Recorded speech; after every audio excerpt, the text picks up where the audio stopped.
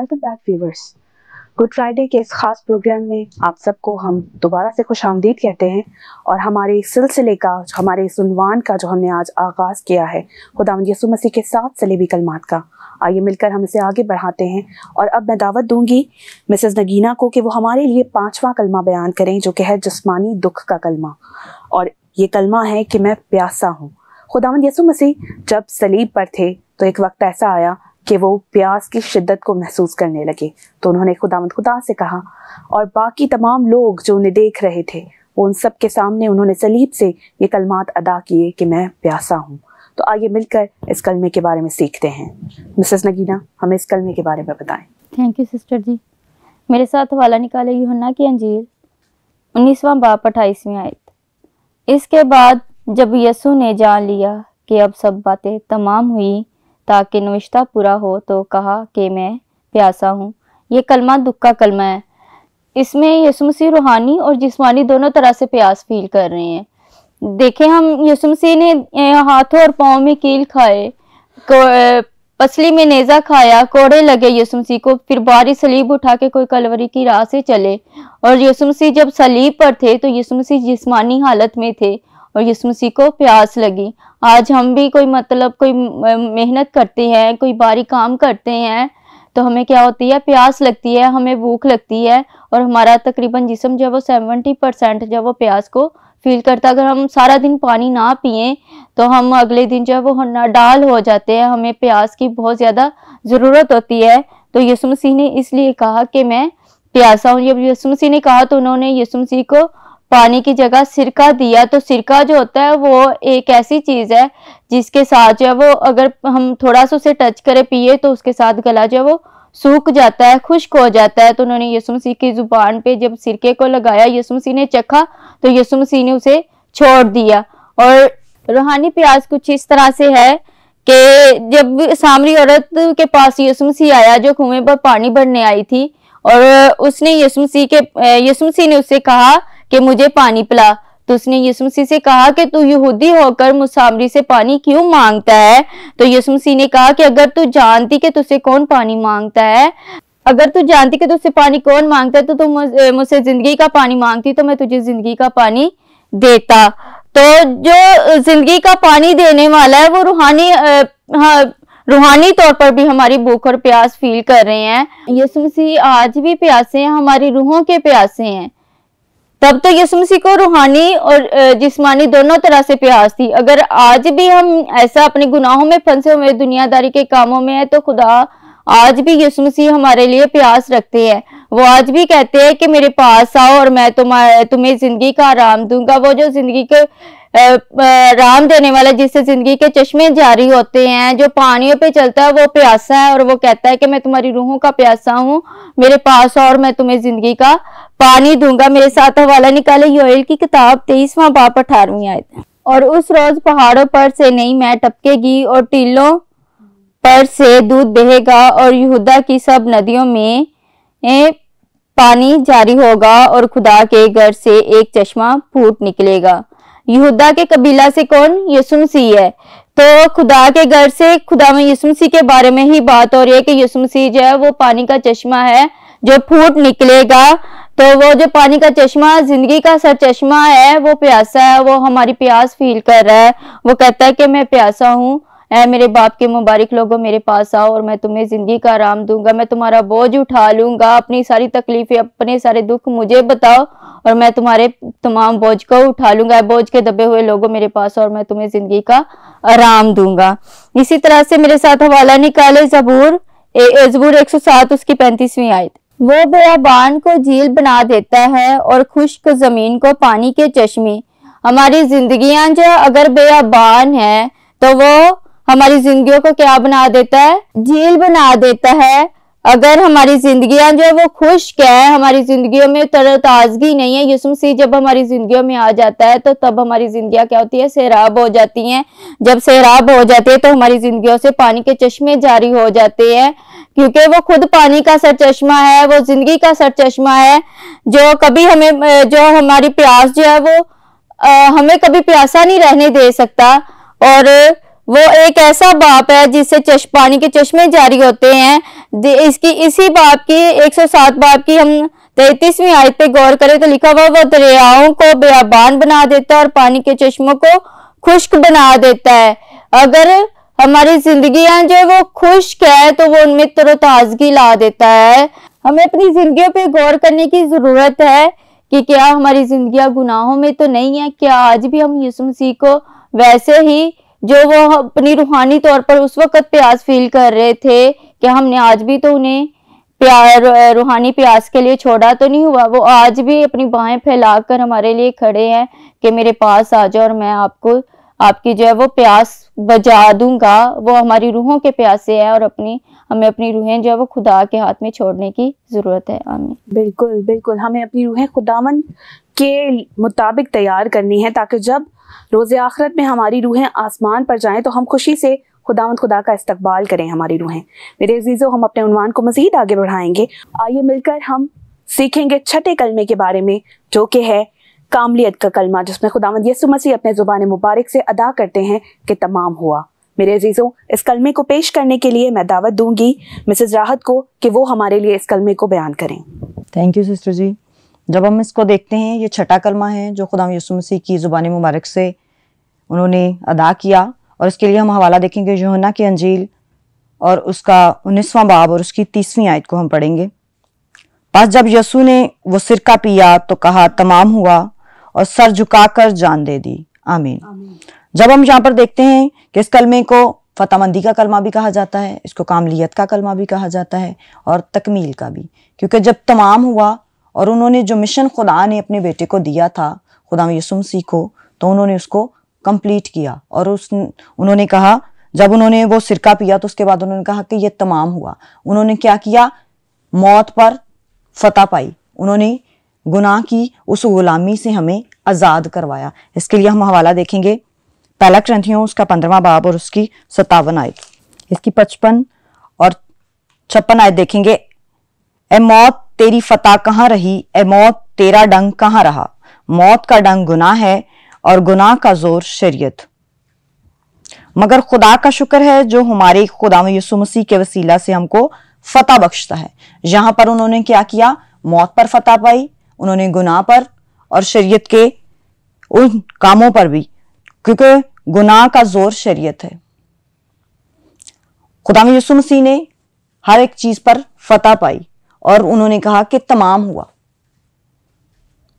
वो मौत जो हमारे साथ साथ चली आ रही थी, गुनाह की मौत, उन्होंने हमारे गुनाहों की खातर सलीबी मौत गवारा की और उन्होंने हमें गुनाह की गुलामी से आजाद करवाया। और यहां पर वो कहते हैं कि तमाम हुआ। क्या खुदा यीशु मसीह आज हमारी जिंदगियों में उन तमाम गुलामी से उन्होंने जब हमें आजाद करवाया है, तो क्या हम गुनाह से आजाद हैं? बल्कि हमें अपने आप को देखने की और चेक करने की जरूरत है कि क्या हम गुनाह की उसी गुलामी में हैं। जब खुदा यीशु मसीह ने हमें गुनाह की गुलामी से आजाद करवाया है, तो हमें अपने आप पर गौर करने की जरूरत है। जब हम अपनी जिंदगी में कोई भी गलती गुनाह करते हैं, तो हम क्या करते हैं? खुदा यीशु मसीह को फिर सलीब पर चढ़ा देते हैं, उनको दुख देते हैं। हमें तौबा करने की जरूरत है, हमें अपने आप को चेक करने की जरूरत है। उन्होंने हमें क्या किया है? गुनाह की गुलामी से आजाद करवाया है। उन्होंने क्या किया? इब्लीस पर फतह पाई, मौत पर और कब्र पर फतह पाई। हम अगला हवाला देखेंगे कि कुलसियों का खत उसका 2 बाब और उसकी 14वीं आयत हम पढ़ेंगे। और हुक्मों की वो दस्तावेज मिटा डाली जो हमारे नाम पर और हमारे खिलाफ थी, और उसको सलीब पर कीलों से जड़कर सामने से हटा दिया। यहां पर हम देखते हैं हुक्मों की वो दस्तावेज जो शरीयत में हम पर लागू थी, कि हमें क्या, जब हम गुनाह करते थे, जब लोग वहां पर गलती और खता करते थे, वो कुर्बानियां देते थे। वहां पर खता की कुर्बानी, नजर की कुर्बानी, जहां पर हम देखते हैं, जब हम हबार की किताब में पढ़ते हैं तो वहां पर हम सारी कुर्बानियों के बारे में देखते हैं। तो खुदा यीशु मसीह ने क्या किया? एक ही बार वो अपना खून लेकर पाक मकान में दाखिल हो गए। उन्होंने हमें खलासी दिलवाई उन मारूसी गुनाहों से, क्योंकि उन्होंने मौत पर और कब्र पर फतह पाई और इब्लीस पर फतह पाई। क्या आज हमारी जिंदगियों में यीशु मसीह हैं कि उन्होंने हमारे गुनाहों की खातर अपनी जान दे दी? तो उन्होंने कहा कि जो मेरे हुक्मों पर अमल करे, और मैं और मेरा बाप उसके पास आएंगे और उसके अंदर रहकर उसके साथ सुकूनत करेंगे। तो क्या खुदावंद यीशु मसीह आज हमारे अंदर सुकूनत करते हैं? क्या हम आज इब्लीस पर फतह पाते हैं? हमने उसके कलाम पर अमल करना है, उसके कलाम को अपने अंदर रखना है और हमने इब्लीस के उन सारे कामों पर क्या करना है? फतह पानी है। कलाम में लिखा है कि जाओ सांपों और बिच्छुओं को कुचलो और दुश्मन की सारी कुदरत पर गालिब आओ। हमने क्या करना है? हमने खुदावंद अपने यीशु मसीह को अपने अंदर रखकर उसके कलाम की बातों को अपने अंदर लेना है। खुदावंद यीशु मसीह हमारे लिए एक बहुत अच्छी मिसाल है। उन्होंने 7 सलीबी कलमात बोले कि हमें जिंदगी का एक तरीकाकार सिखाया दुनिया में रहने के लिए। क्या आज हम उन 7 सलीबी कलमात में से एक पर भी अमल करते हैं? हमें जरूरत आज इस बात की है कि उन्होंने अपने उस मिशन को पूरा किया। खुदा उनके कलाम में लिखे कि तुमने नहीं बल्कि मैंने तुम्हें चुन लिया। तो जब खुदा ने हमें अपने काम के लिए चुन रखा है तो क्या हम वफादारी से उसके काम को पूरा करने की कोशिश कर रहे हैं कि हम भी कह सके कि हमने खुदा के काम को पूरा किया जब हम उसके सामने जाएं? हमें जरूरत इस बात की है कि खुदा ने हमें अपने काम के लिए चुन रखा है, तो हमने खुदा के उस मंसूबे को जो उसने हमारी जिंदगियों में रखा है उसको पूरा करने की जरूरत है, वफादारी से, खुशी से, ईमानदारी से। खुदावंद मुझे और आप सबको इस कलाम के वसीला से बड़ी बरकत बख्शे। आमीन। मेरे अजीजों, बड़ी खूबसूरती से सिस्टर राहत ने हमारे लिए इस कलमा को बयान किया। ये कलमा था तमाम हुआ।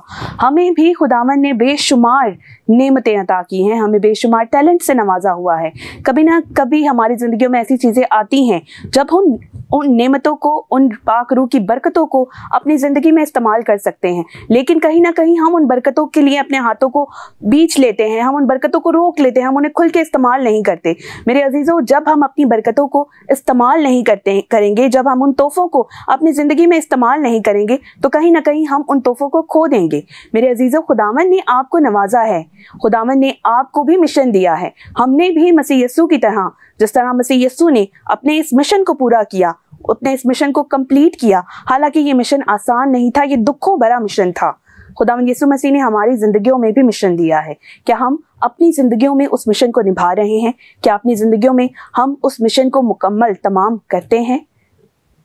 हमें इस लम्हा इस बात को सोचने का वक्त है हमारे लिए कि जो 7 सलीबी कलमात के ये 7 खूबसूरत अल्फाज, ये 7 खूबसूरत जुमले हमारे पास है जो जिंदगी के असूल बन सकते हैं हमारे लिए। क्या इन असूलों के मुताबिक हम अपनी जिंदगी को गुजार रहे हैं?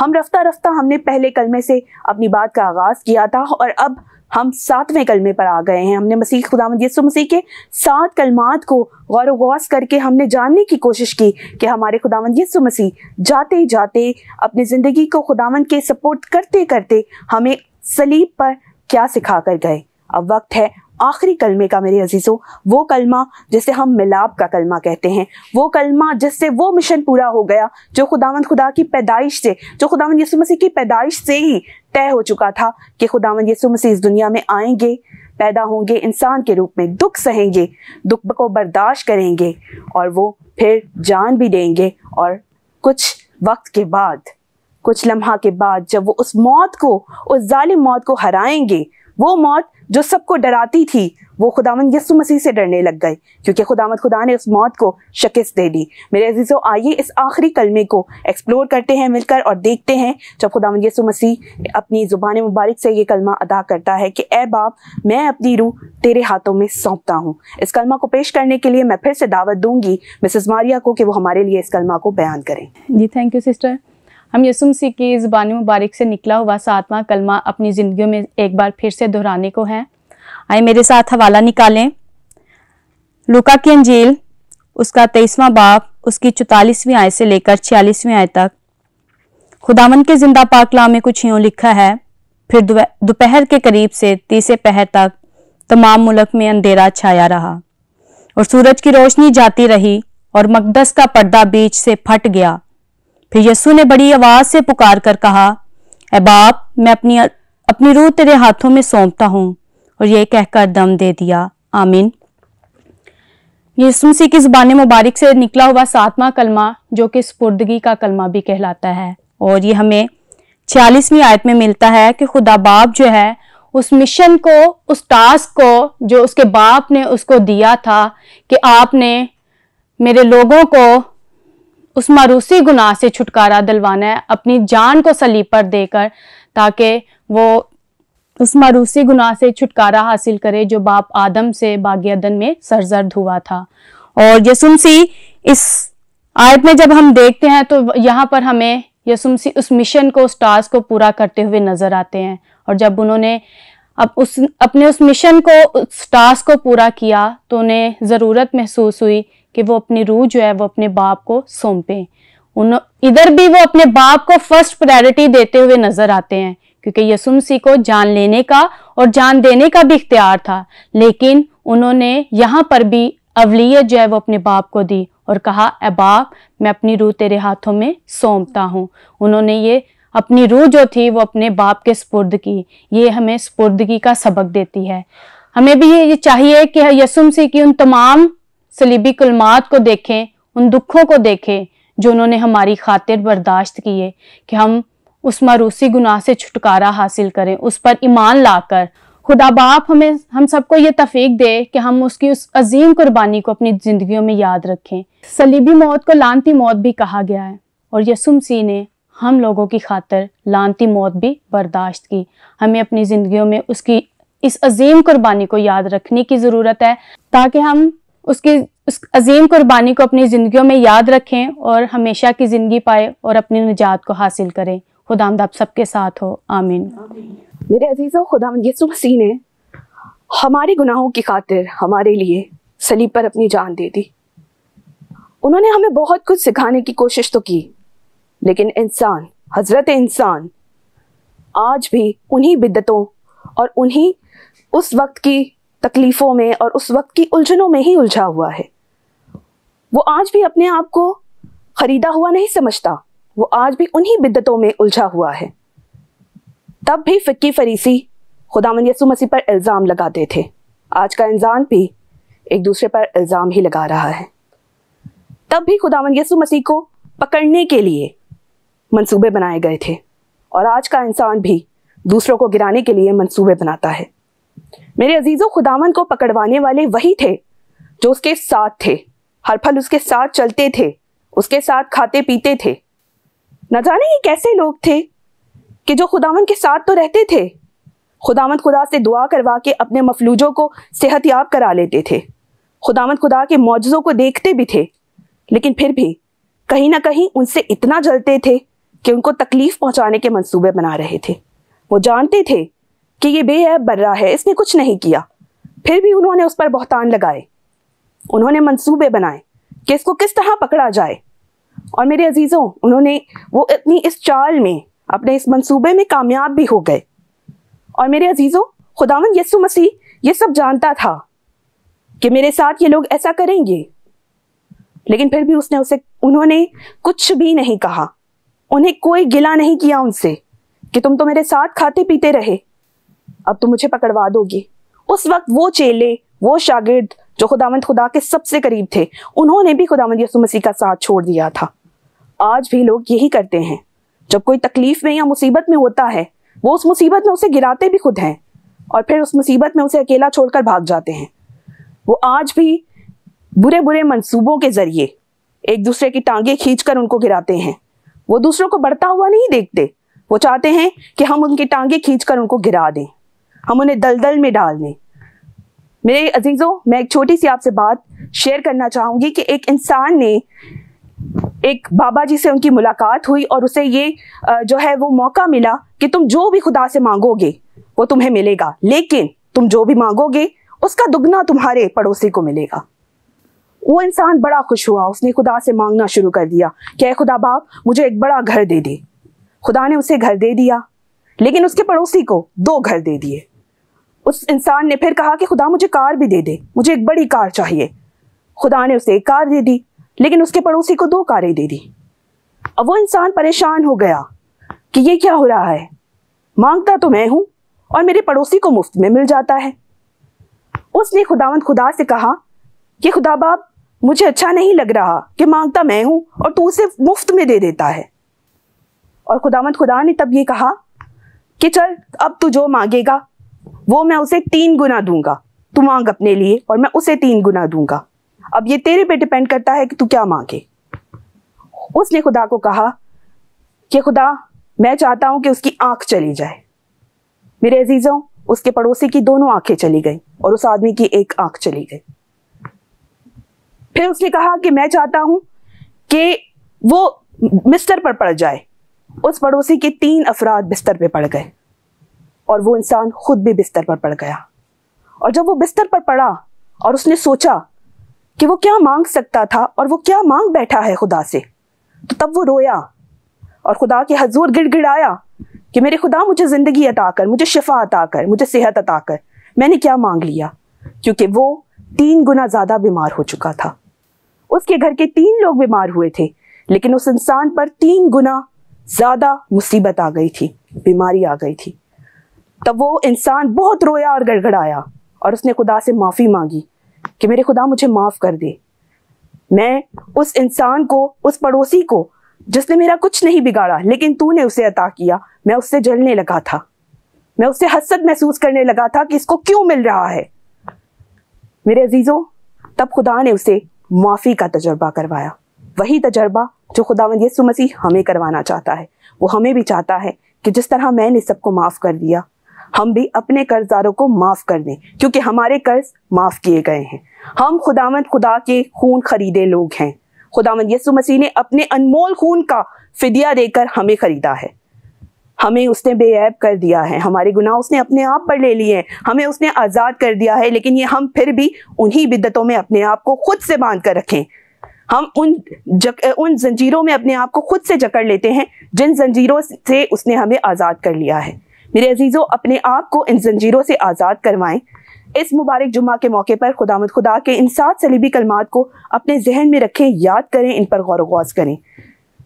और मेरे अजीज़ों, इन बुरे लम्हात में खुदावंद यीशु मसीह के दुखों को याद करते रहें। इसी पैगाम के साथ मेरे अजीज़ों, मैं चाहूँगी आपसे इजाज़त। मैं मिलूंगी आपको एक नए प्रोग्राम में नए मेहमानों के साथ। तब तक के लिए अपनी होस्ट सोनिया एंड्रीज को दीजिए इजाज़त। देखते रहे प्रोग्राम ख़वातीन बाइबल होशाना टीवी के संग। God bless you all.